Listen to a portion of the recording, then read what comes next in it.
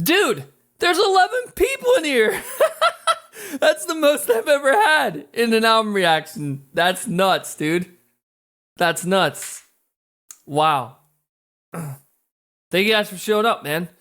Today we're looking at an album that has been literally postponed and just so fucking sought after. Not really sought after, but it's an very anticipated album. Okay, from my friend John and Nathan, and then I added Christian as well. But I don't know if Christian will accept my friend request. But me and John and Nathan have been friends for almost 3 years now, and I met Nathan through a message that says, "Hey, check our single out. It's a cover of Depeche Mode." I was like, "Okay, who's the lead singer?" He's like, "Just watch it. You'll know who he is." Sure enough, it's John fucking Howard. A Threat Signal, Archaea. You know what? I'm just gonna link them all. I'll link them all for you guys. There you go.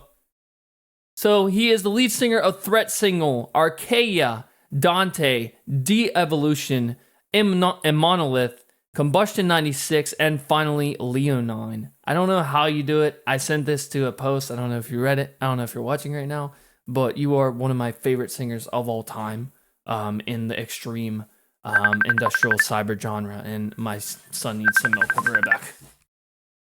Alright, sorry guys. My son needed milk. He didn't have any milk, so I had to go get him some milk.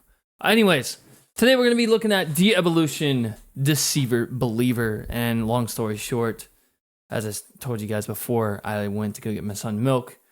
Me and John and Nathan have been friends for quite some time, so this is huge to me, man. 11 people are currently watching right now. This is the most people I've ever had during an album reaction. Very excited for this. Let's jump into the bio. And if John watches this, I'm looking at you, brother.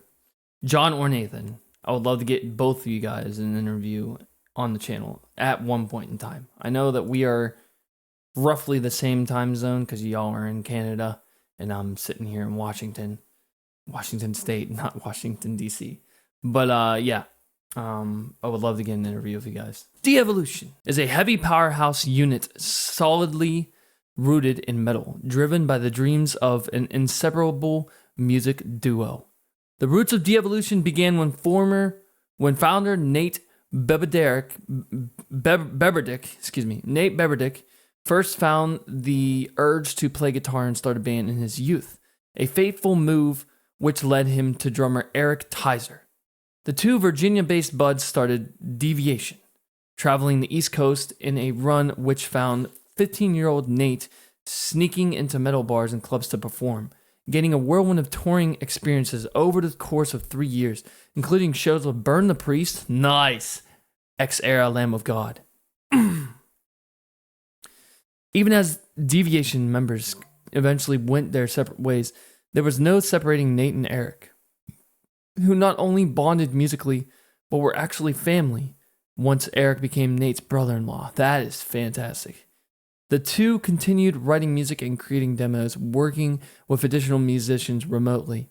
Despite their passion for keeping their music going now under the De-Evolution moniker, the right people and timing simply did not line up for the duo quite yet.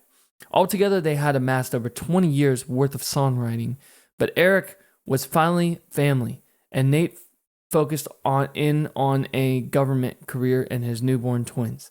He stepped away from the music scene for a few years. No matter what, the passion for the craft could not be extinguished.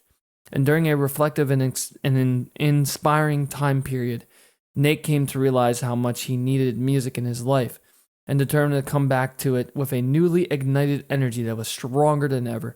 Naturally, Eric was right back in his game, and the inseparable pair were reunited to take on the world as De-Evolution. A highly fortunate mix-up found the Richmond, Virginia-based Nate connected with a metal producer in Richmond, Australia, named Dr. Mike Trubiscoff, who happened to work with John Howard of Threat Signal. Uncertain whether he would take on another project, Nate and Eric approached John and were pleased to find out he appreciated their talent and agreed to join De-Evolution. That's insane. He's already doing 9 projects.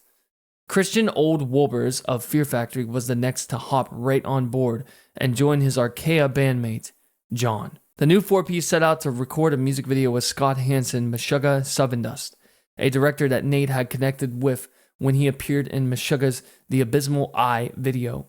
But as the year was 2021, Canada-based John was unable to travel to the shoot. They still managed to pull together their first production, cementing Devolution as a band, while Big Plans converted an initial EP idea to a full-length album. With only 2 songs released, Devolution was already gaining traction to the point where Devolution's shirt was worn by Edward Furlong in the horror film The Forest Hills, featuring the return of Shelley Duvall. Rest in peace.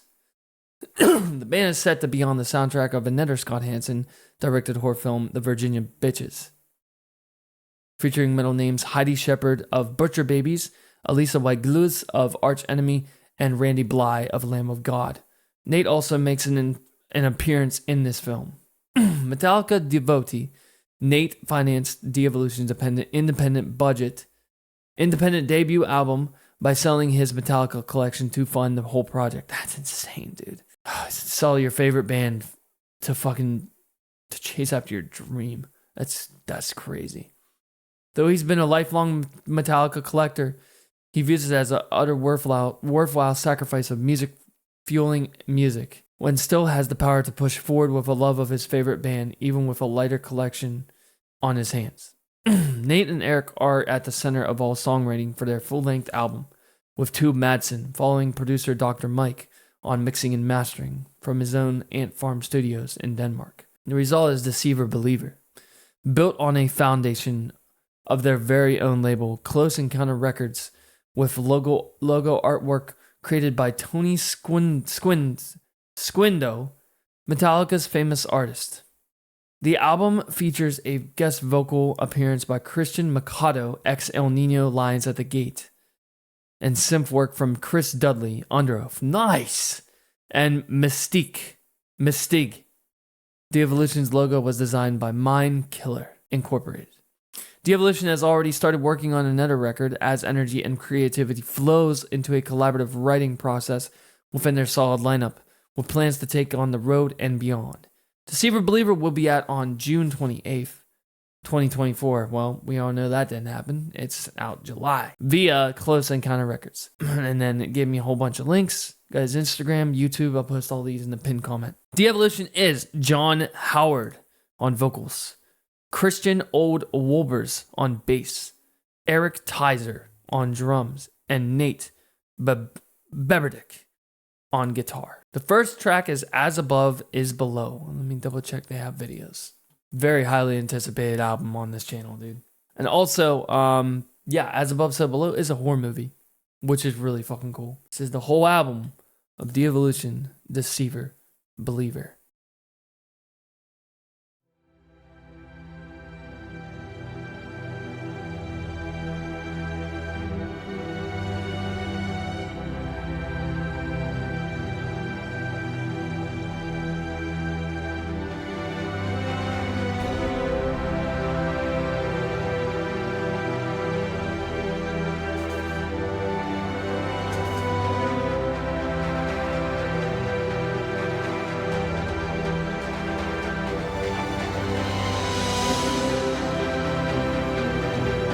Interesting so far.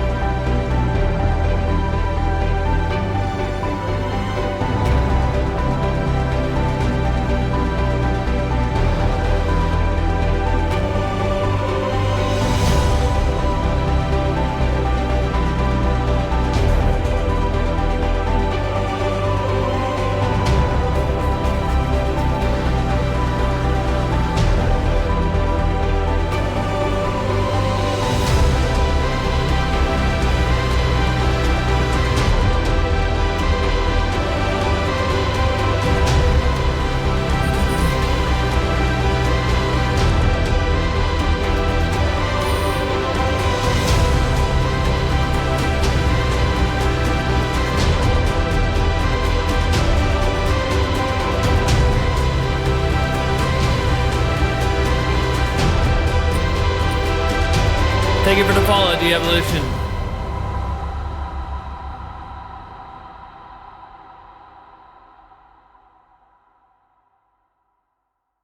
Fear by Design.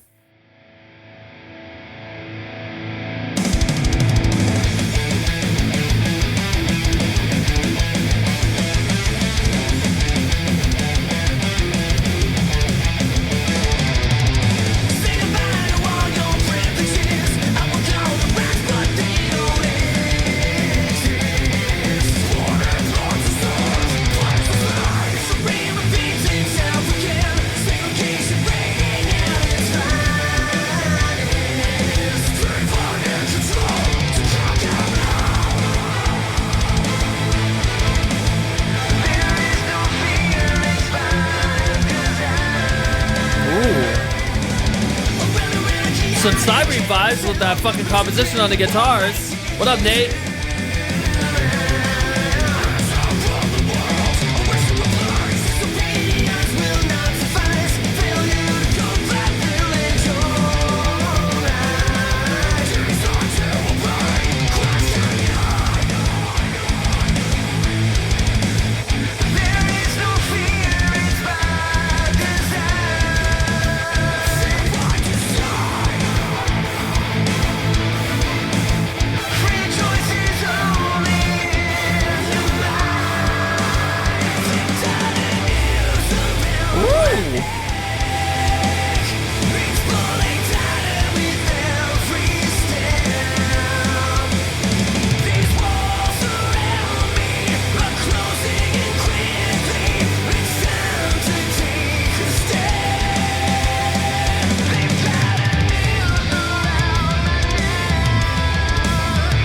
I like that lead guitar.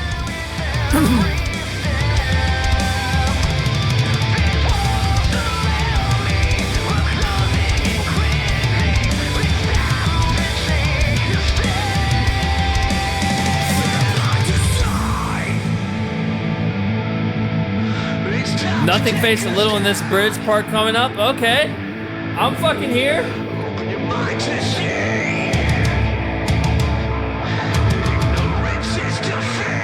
I'll be the judge of that. Believe me.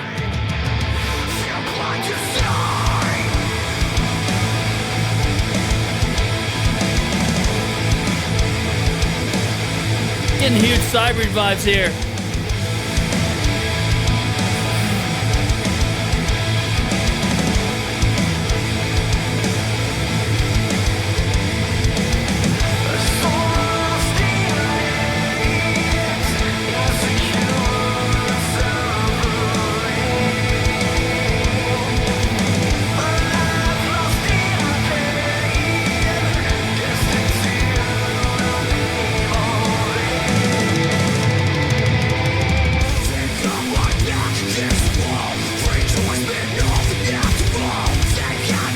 Yeah!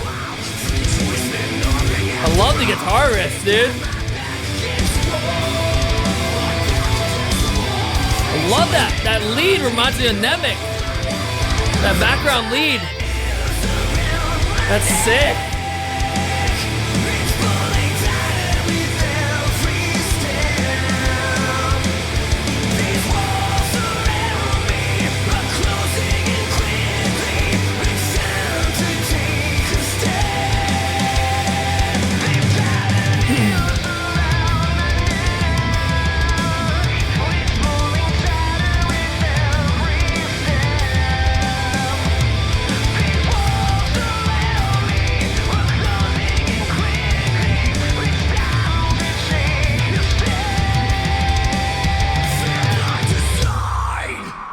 Pretty fucking sick ass song, man.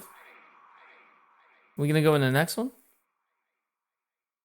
Okay, so it ended there. That was really sick. I like that. The fact that you got these like, you have all these like bands that just like, you know, that kind of like influence you. I kind of did hear a little bit of Max's guitar in there, from Nothing Face.